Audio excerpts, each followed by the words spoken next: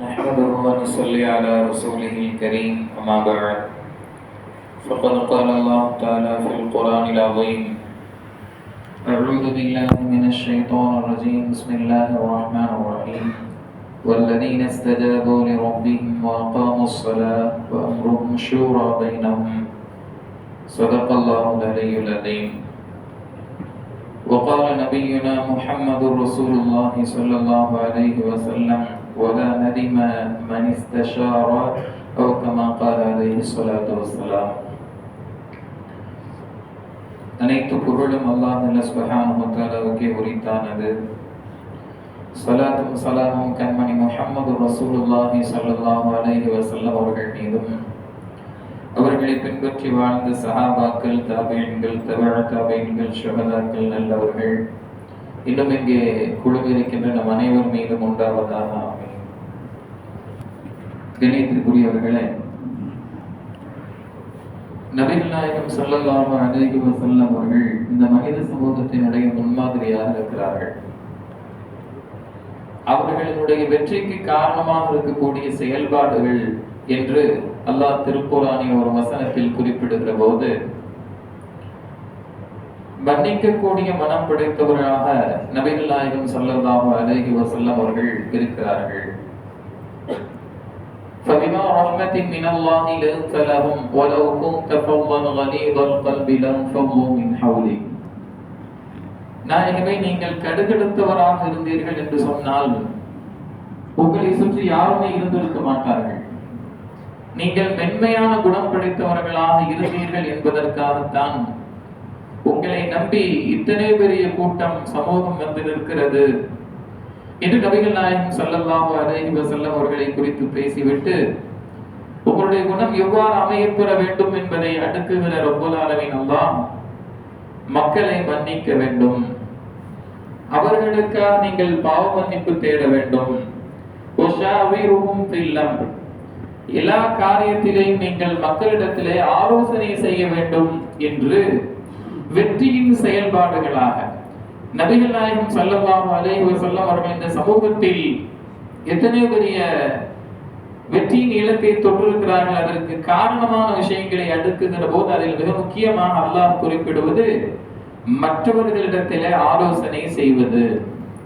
அதில் வெற்றி இருக்கிறது என்று அல்லாஹ் சுப்ஹானஹு வ தஆலா இந்த வசனத்தில் தெளிவுபடுத்துகிறான். அப்படி ஆலோசனை செய்து விட்டதற்கு பிறகு அந்த காரியத்தை அல்லாஹ் மீது நீங்கள் சுமத்தி விட்டீர்கள் என்று சொன்னால், பொறுப்பு சாட்டி விட்டீர்கள் என்று சொன்னால், அல்லாஹ் மீது தவக்குல் வைக்கப்பட்ட ஒரு விஷயம் நிச்சயமாக வெற்றி பெறும், அதிலே நீங்கள் நிம்மதியோடு இருக்கலாம் என்று அல்லாஹ் இந்த வசனத்தை நிறைவு செய்கிறான். மனிதர்களின் முன்மாதிரி நபிகள் நாயகம் ஸல்லல்லாஹு அலைஹி வஸல்லம் அவர்களுக்கே மஷூரா, ஆலோசனை தேவைப்படுகிற போது நாம் சிறிய அறிவு பெற்றிருக்கிற நம்முடைய நிலை குறித்து யோசிக்கிறோம். எனக்கு அனைத்தும் தெரியும், நாம் மற்றவர்களிடத்தில் ஆலோசனை செய்ய தேவையில்லை என்று யாரும் இந்த உலகத்தில் சொல்ல முடியாது. மற்றவர்களின் பக்கம் தேவை உள்ளவர்களாக மனிதர்கள் இருக்கிறார்கள். குறிப்பாக ஒரு விஷயங்களை செயல்படுத்துவதற்கு முன்னால் நான் இதை சரியாக செய்கிறேனா, இதில் குறைபாடுகள் இருக்கிறதா என்று மற்றவரிடத்தில் கேட்டு தெரிந்து கொள்கிற போது அதில் உள்ள குறைகளை நிவர்த்தி செய்ய முடியும். எதிர்காலத்தில் இதன் மூலமாக வரவிருந்த பிரச்சனைகள் தீர்க்கப்படும் என்பது நிதர்சனமான உண்மை. கண்ணியத்திற்குரியவர்களே, அபூ ஹுரைரா ரலியல்லாஹு அன்ஹு அவர்கள் நபிகள் நாயகம் ஸல்லல்லாஹு அலைஹி வஸல்லம் அவர்களை பற்றி குறிப்பிடுகிற போது, நபிகள் நாயகம் ஸல்லல்லாஹு அலைஹி வஸல்லம் அவர்கள் தங்களுடைய தோழர்களிடத்தில் மஷூரா செய்தார்களே, ஒவ்வொரு விஷயம் குறித்தும் ஆலோசனை கேட்டு தெளிவு பெற்றார்களே, அவர்களை போல ஒரு மனிதரை நான் பார்த்ததில்லை, அவர்களை விட அதிகமாக யாரும் மஷூரா செய்ததில்லை என்று உடனிருந்த சஹாபி அபூ ஹுரைரா ரலியல்லாஹு அன்ஹு அவர்கள் அறிவிக்கிறார்கள் என்று சொன்னால், கண்ணியத்திற்குரியவர்களே, நபிகள் நாயகம் ஸல்லல்லாஹு அலைஹி வஸல்லம் அவர்களுடைய வெற்றிக்கு பின்னால் மறைந்திருந்த காரணங்கள் மிக முக்கியமானது. அவர்கள் எந்த ஒரு விஷயத்தை எடுத்துக்கொண்டாலும் அதில் ஆலோசனை, மற்றவரிடத்தில் ஆலோசனை கேட்பார்கள், அதற்கு பிறகு அந்த விஷயத்தை செயல்படுத்துவார்கள் என்பது. அல்லாஹ்வும் நல்லடியார்கள் யார் என்பதை குறிப்பிடுகிற போது இவ்வாறு சொல்வான். நல்லடியார்கள் யார்?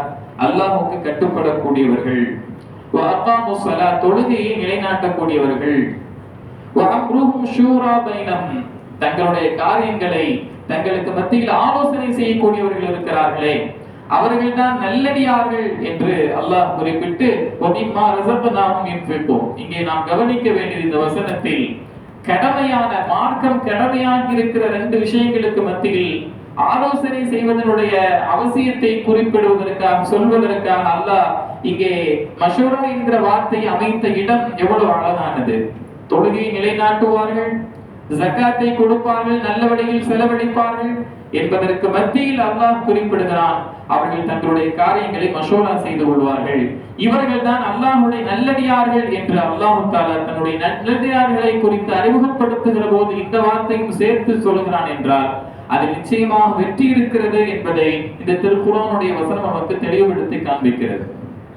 கண்ணியத்திற்குரியவர்களே, எவ்வளவு பெரிய அறிவாற்றல் மிகுந்தவர்களாக இருந்தாலும் கூட ஏதோ ஒரு நேரத்தில் முடிவெடுக்கிற போது சற்று தடுமாற்றம் வரத்தான் செய்யும், சருகுதல் வரத்தான் செய்யும்.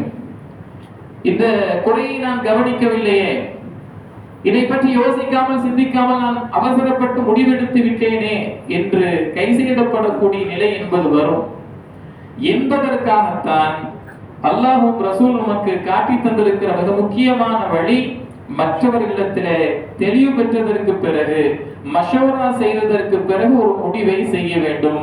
அதில் முடிவெடுத்து ஒரு காரியத்தை செயல்படுத்த துவங்கிவிட்டால் அதில் இருக்கிற சிறப்பு என்ன என்பதை குறித்தும் நபிகள் நாயகம் ஸல்லல்லாஹு அலைஹி வஸல்லம் அவர்கள் தெளிவாக சொன்னார்கள்.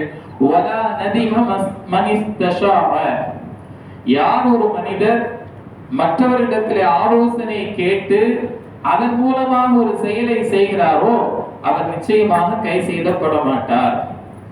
இந்த காரியத்தை நம்ம செஞ்சிட்டோமே அப்படின்னு சில நேரங்கள் நம்ம கை செய்தப்படுறோங்க, வருத்தப்படுறோங்க. இது போன்ற வருத்தம் மஷூரா செய்து அந்த காரியத்தை செயல்படுத்தியவருக்கு ஏற்படாது என்று நபிகள் நாயகம் ஸல்லல்லாஹு அலைஹி வஸல்லம் அவர்கள் உத்தரவாதத்தை தந்தார்கள். நிச்சயமாக அதில் அல்லாஹ்வுடைய உதவி இருக்கும், நிச்சயமாக அதில் அல்லாஹ்வுடைய உதவி இருக்கும் என்பதை நபிகள் நாயகம் ஸல்லல்லாஹு அலைஹி வஸல்லம் அவர்கள் அழுத்தமாக சொன்னதை நாம் பார்க்கிறோம். கண்ணியத்திற்குரியவர்களே, அதுபோல் நம்மிடத்திலே ஒரு மஷூரா கேட்கப்படுகிறது என்றால் நாம் சரியான மஷூராவை நாம் தர வேண்டும். உதாரணத்திற்கு, இந்த பெண் எப்படிப்பட்டவர்கள், வரன் கேட்டு ஒரு மஷூரா நம்மிடத்தில் வருகிறது. இந்த பெண் எப்படிப்பட்டவங்க, இவர்களை மணமுடிக்கலாமா, என்னுடைய மகனுக்கு நான் பேசலாம் என்று நினைக்கிறேன் என்று நம்மிடத்தில் ஒரு விஷயம் வருகிறது. இந்த மணமகன் எப்படிப்பட்டவர், இந்த பிள்ளை எப்படிப்பட்டவர், நல்ல குடும்ப பாரம்பரியத்தை மிக்கவராக இருந்தாலும் தனி மனித வாழ்வு எப்படிப்பட்டது என்று அவரை குறித்து நம்மிடத்தில் மஷூரா வருகிற போது நாம் சரியான மஷூராவை தர வேண்டும்.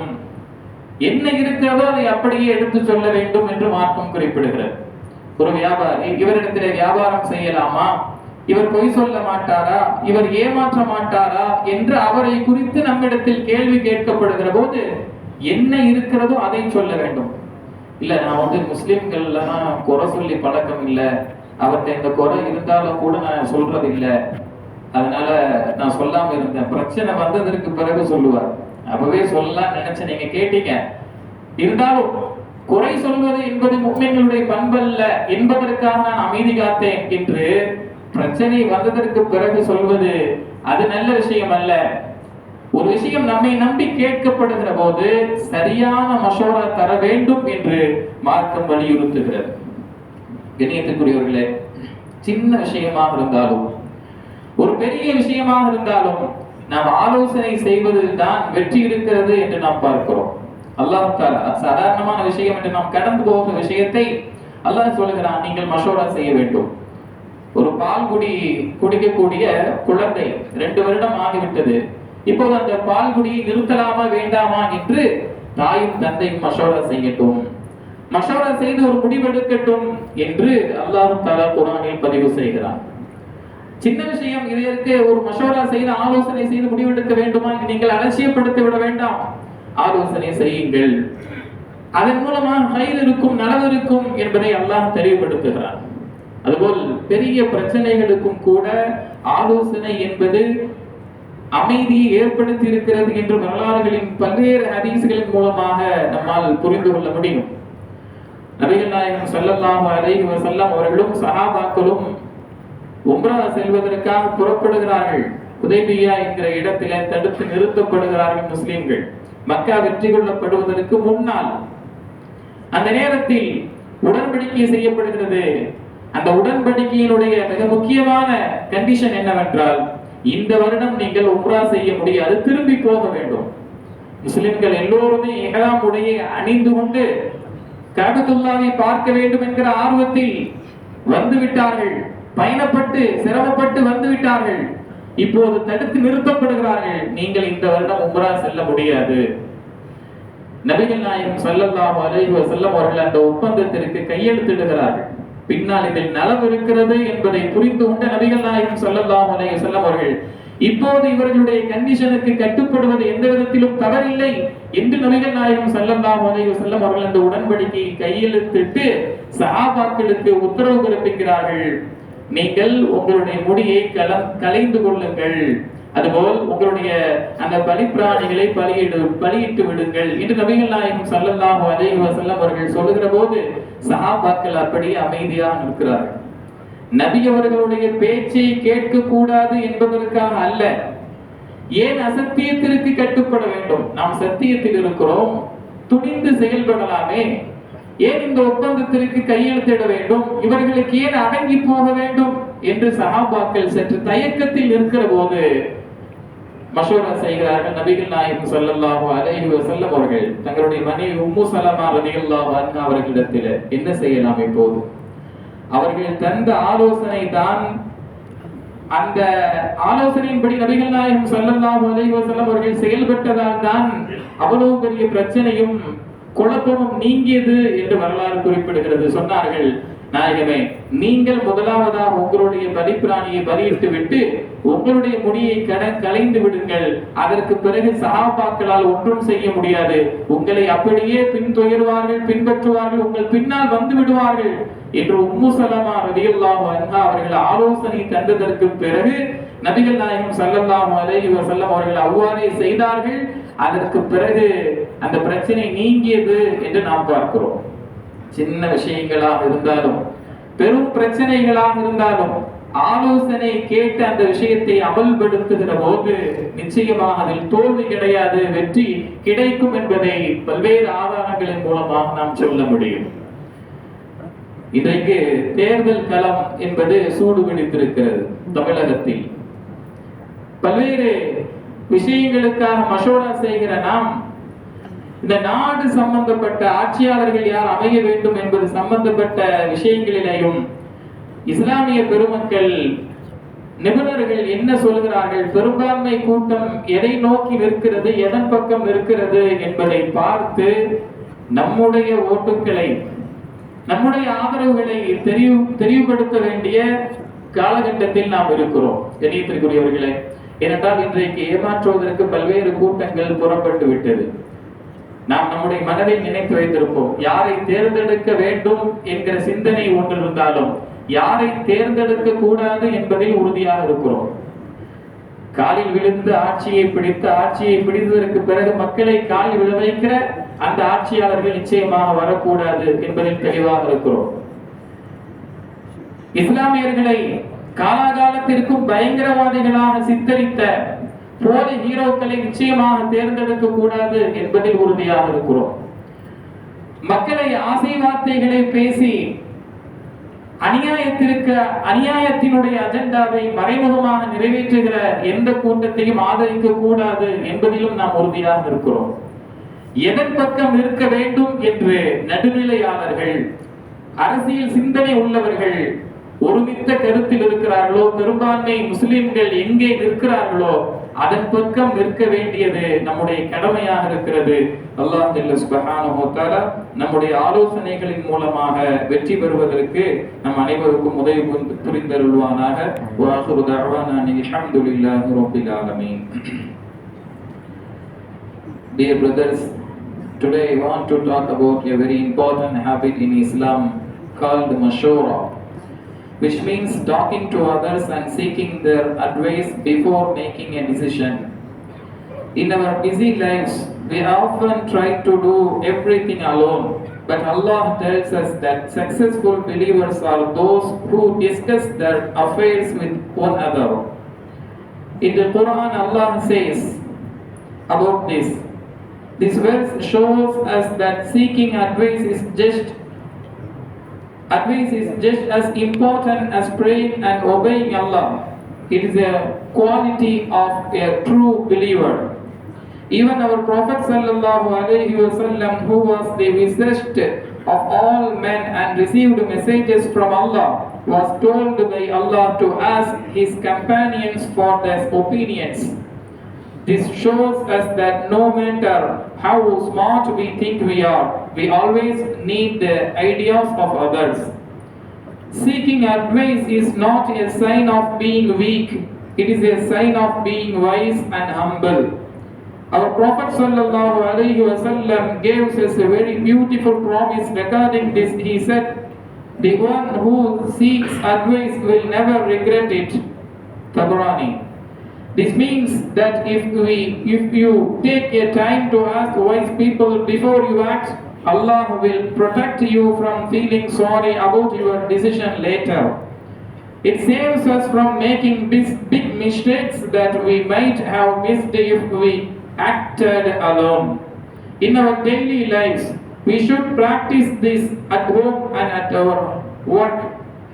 When you ask your wife, your children, or your friends for their opinion, it makes them feel respected and builds trust. Most importantly, there is a special blessing from Allah when we consult each other. However, we must only seek advice from people who are honest and wise. When we have consulted others, we should put our full trust in Allah and move forward. Let us start using this beautiful gift of mashura in everything we do. May Allah grant us the wisdom to listen to others and always seek the best advice. وآخر دعوانا أن الحمد لله رب العالمين. السلام عليكم ورحمة الله وبركاته. This is a time for Sunnah prayer.